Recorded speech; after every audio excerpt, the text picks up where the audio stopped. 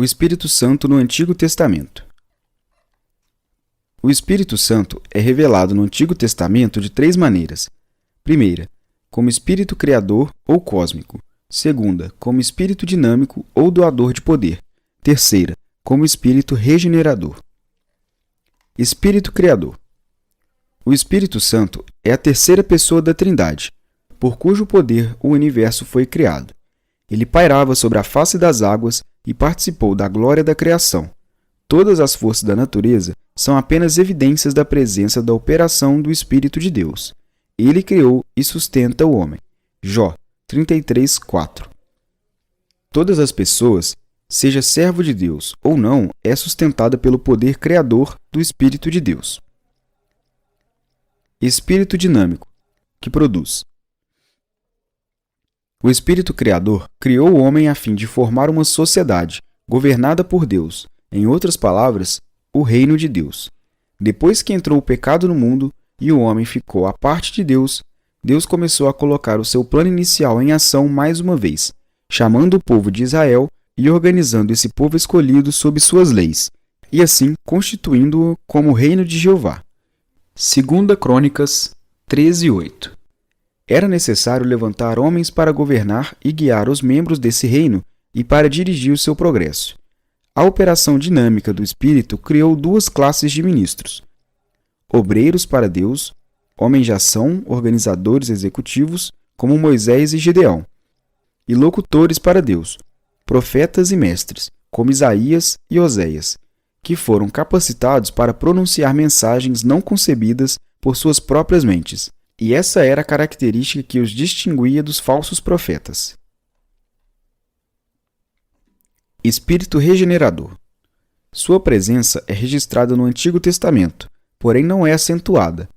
Seu derramamento é descrito principalmente como uma bênção futura, em conexão com a vinda do Messias, e mostra características distintas. Operativo, mas não acentuado. O Espírito Santo no Antigo Testamento é descrito como associado à transformação da natureza humana.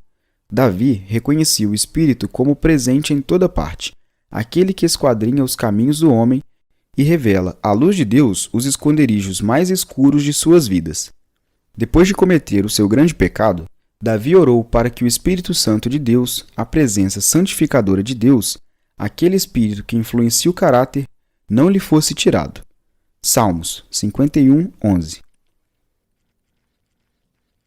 Sua concessão representa uma bênção futura. O derramamento geral do Espírito, como fonte de santidade, é mencionado como acontecimento do futuro, uma das bênçãos do prometido reino de Deus. Em Israel, o Espírito de Deus era dado a certos líderes escolhidos, e quando havia verdadeira piedade, era devido à obra do Espírito. O derramamento foi predito pelos profetas, que falaram que o Espírito Santo seria derramado sobre o povo numa medida sem precedentes. Deus purificaria os corações de seu povo, poria seu Espírito dentro deles e escreveria a sua lei em seu interior.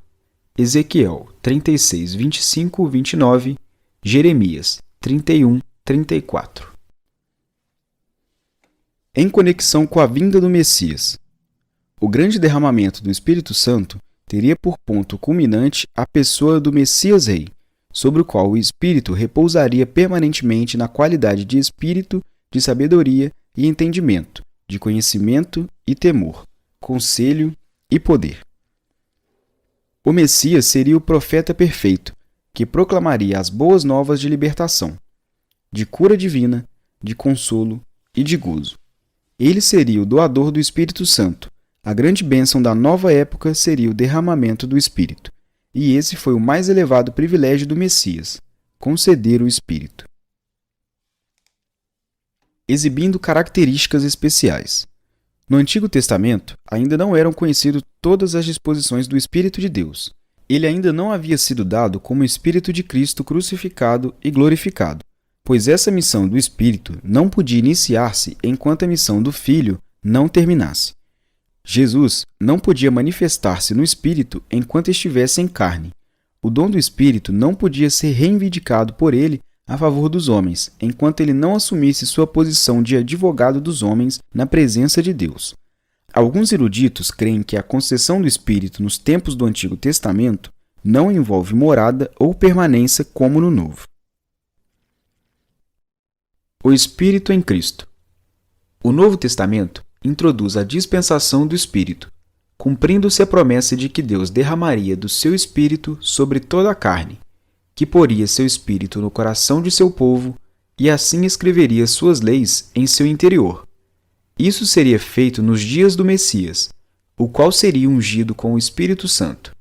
Verificamos no Novo Testamento que o Espírito Santo é descrito como operando sobre, dentro e por meio de Jesus Cristo, desde o princípio até o fim de sua vida terrena. O Senhor Jesus esteve intimamente ligado ao Espírito Santo. Tão íntima foi essa relação que Paulo descreve a Cristo como um Espírito vivificante.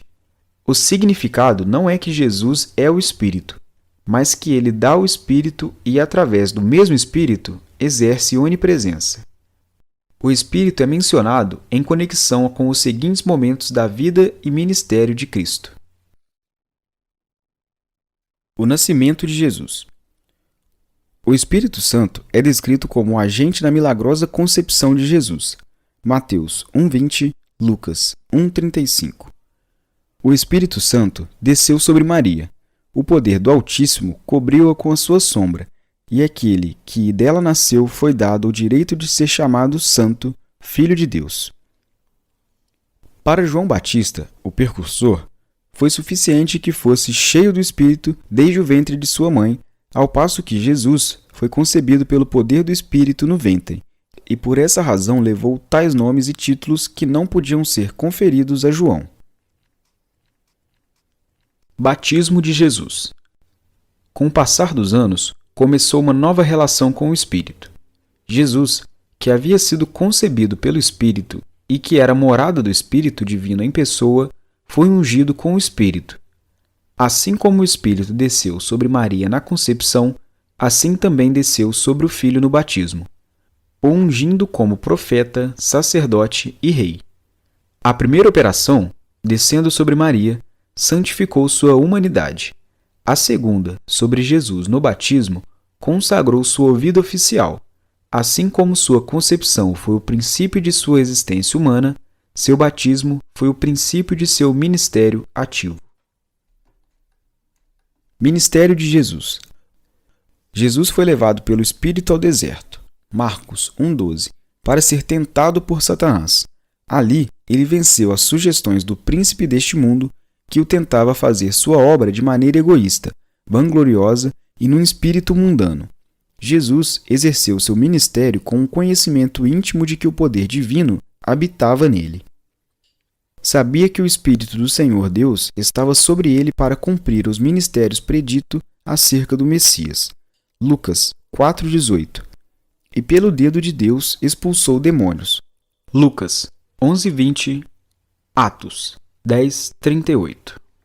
Jesus testificou que o Pai, que estava nele, era quem operava suas obras milagrosas. Crucificação de Jesus. O mesmo Espírito que conduziu Jesus ao deserto e o sustentou ali, também lhe deu força para consumar seu ministério sobre a cruz, onde, pelo Espírito Eterno, se ofereceu a si mesmo imaculado a Deus. Hebreus 9:14. Ele foi à cruz com a unção ainda sobre ele. O Espírito inflamou Jesus de amor para com o homem e zelo para com Deus, para prosseguir e efetuar a redenção do mundo, apesar dos impedimentos, dores e dificuldades.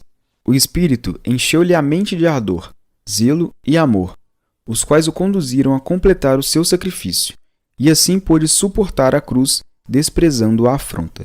Hebreus 12:2. Ressurreição de Jesus. O Espírito Santo foi o agente vivificante na ressurreição de Cristo. Romanos 1:4, 8:11. Alguns dias depois desse evento, Cristo apareceu a seus discípulos, soprou sobre eles e disse: Recebei o Espírito Santo. João 20:22 e Atos 1:2. Assim como a humanidade antiga recebeu o sopro do Senhor Deus, assim também a nova humanidade recebeu o sopro do Senhor Jesus. Devemos lembrar, porém, que não foi a pessoa do Espírito Santo que foi comunicada, mas a inspiração de sua vida. Ascensão de Jesus. Na concepção de Jesus, o Espírito de Deus foi o poder vivificante e santificador pelo qual ingressou na sua carreira de Filho do Homem e pelo qual viveu até o fim, sendo chamado desde esse momento como o Espírito de Cristo, o poder vivificante. Com o passar dos anos, o Espírito de Deus veio a ser o Espírito de Cristo com outro sentido, agora porque descansava sobre ele para exercer seu ministério messiânico. Depois da ascensão, o Espírito continuou sendo o Espírito de Cristo, mas agora no sentido de ser concedido a outros. O Espírito veio para habitar em Cristo, não somente para suas próprias necessidades, mas também para que ele derramasse sobre todos os crentes. Depois da ascensão, Jesus exerceu a grande prerrogativa messiânica que lhe foi concedida, enviar o Espírito sobre outros.